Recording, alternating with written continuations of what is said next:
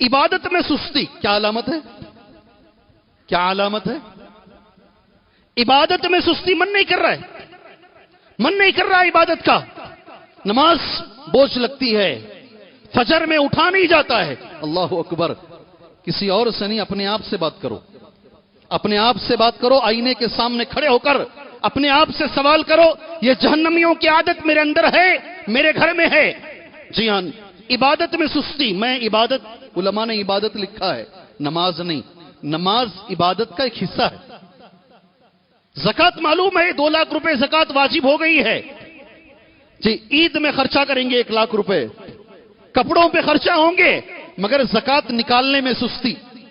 وقت گزر گیا، شیخ میں نہیں نکال سکا زکوٰۃ، کیا راستہ ہے بتائیے؟ دوسرے سارے ایک ایک جوڑا لینے میں 30 40 50 ہزار کے جوڑے لیتے ہیں، مگر زکوٰۃ نکالنے میں جب آتے ہیں ان کے ہاتھ پیچھے ہو جاتے ہیں۔ اللہ میرے استاذ محترم کی قبر کو نور سے بھرے، اللہ انہیں جنت الفردوس عطا فرمائے۔ ان کے احسانات ہمارے اوپر ہمیشہ ہیں نا۔ آج مائک پر کھڑ کر 2 جملے بول رہے ہیں، انہوں نے ہی سکھایا ہے، سبحان اللہ۔